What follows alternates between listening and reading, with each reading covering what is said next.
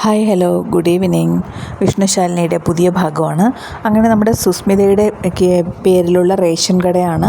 ആ റേഷൻ കടയുടെ അവിടെ കൊടുക്കുന്നതിൻ്റെ സപ്ലൈ ചെയ്യുന്നതിൻ്റെ സാധനങ്ങളിലെല്ലാം കള്ളക്കളികളും എല്ലാം കാണുന്നതുകൊണ്ട് ശാലിനി എല്ലാം കണ്ട് മനസ്സിലാക്കുകയാണ്. എന്നിട്ട് അവിടെ റേഷൻ സാധനങ്ങൾ വാങ്ങാൻ ചെന്ന ഒരു അമ്മച്ചിയെ പിടിച്ച് തള്ളി ആ അമ്മച്ചി പറയുന്നതും സങ്കടങ്ങളും എല്ലാം ശാലിനി കേട്ടിട്ടാണ് റേഷൻ കടയിൽ ചെന്ന് റേഷൻ്റെ അവിടുത്തെ വർക്ക് ചെയ്യുന്ന ആളുമായിട്ടൊക്കെ സംസാരമായത്.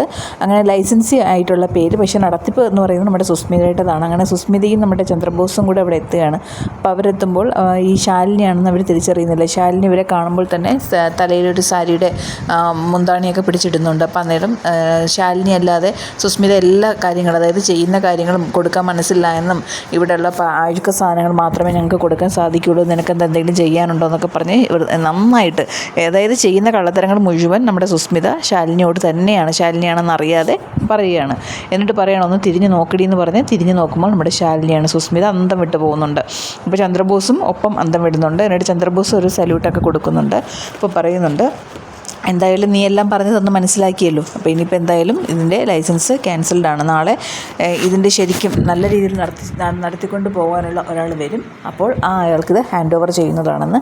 ഇതിനിടയിൽ സുസ്മിത കാണിച്ചു തരാമെന്ന് പറഞ്ഞ് മന്ത്രിയെ വിളിക്കുന്നുണ്ട്. എന്നിട്ട് മന്ത്രിയെ വിളിച്ചു എന്ന് പറഞ്ഞ് കൊണ്ടുവന്ന് ഫോണൊക്കെ കൊണ്ടുവന്ന് കൊടുക്കുന്നുണ്ട്. അങ്ങനെ ശാലിനി സംസാരിക്കുന്നുണ്ട്. പക്ഷേ ശാലിനി നല്ലതേ നടത്തൂ എന്നുള്ള ഒരു ചിന്താഗതി ആയതുകൊണ്ട് ശാലിനി പറയുന്നുണ്ട്, ഇല്ല ഇതിപ്പം ലൈസൻസ് ക്യാൻസൽ ചെയ്യുമെന്നൊക്കെ പറയുന്നുണ്ട്. എന്നിട്ട് ഫോൺ കട്ടിയായിട്ട് സുസ്മിതയുടെ കൊടുത്തിട്ട് പറയുന്നുണ്ട്, ഏത് മന്ത്രിയായാലും എന്നെ വിളിച്ചാൽ അതിൽ കോൾ റെക്കോർഡിംഗ് ഉണ്ട്, ഞാനത് നാളെ മീഡിയയ്ക്ക് ഇട്ട് കൊടുക്കും, പിന്നെ അയാളുടെ സ്ഥാനം പുറത്താണ്. അപ്പോൾ ഇതൊക്കെ കേട്ട് ഒരു അന്തം വിട്ട് നിൽക്കുകയാണ്. അങ്ങനെ ശാലിനി എന്തായാലും ആ റേഷൻ കട, സുസ്മിതയുടെ ഉടമസ്ഥതയിലുള്ള റേഷൻ കട പൂട്ടിച്ചിട്ടുണ്ട്. അങ്ങനെ സുസ്മിതയ്ക്കും ചന്ദ്രബോസിനും ഭയങ്കര ദേഷ്യവും ഒക്കെ വരുന്നുണ്ട്. അങ്ങനെ ശാലിനി കളക്ടറുടെ ഒരു ജില്ലാ മജിസ്ട്രേറ്റ് കൂടെയാണ്. അപ്പോൾ പിന്നെ ശാലിനിക്ക് അതിനുള്ള അധികാരവും ഉണ്ട്. അങ്ങനെ നമ്മുടെ ശാലിനി ആ സുസ്മിതയുടെ പേരിലുള്ള റേഷൻ കടകളൊക്കെ പൂട്ടി അവിടെ നിന്ന ആൾക്കാരോട് എല്ലാം നാളെ മുതൽ ഇവിടെ മറ്റൊരു ഉടമസ്ഥൻ വന്ന് തുറന്ന് പ്രവർത്തിക്കുന്നതാണ് എന്നുള്ള ഉറപ്പും നൽകിയിട്ടുണ്ട് നമ്മുടെ ശാലിനി. ഇത് കഴിഞ്ഞിട്ട് പിന്നെ നമ്മുടെ സുസ്മിതയ്ക്കും ഇവളെന്താ ചെയ്യുക, എന്താണെന്ന് വെച്ചാൽ സുസ്മിത ഇതിൻ്റെ ഷോക്കിൽ നിന്ന് മാറിയിട്ടില്ല ശാലിനി ഇവിടെ വന്നതെന്നുള്ളതിൻ്റെ. അങ്ങനെ ചന്ദ്രബോസും എല്ലാവരും കൂടെ, മോളെ നീ ഇതെന്താ കാണിച്ച് വേണ്ടായിരുന്നു എന്നൊക്കെ പറഞ്ഞ് ചന്ദ്രബോസും പറയുന്നുണ്ട്.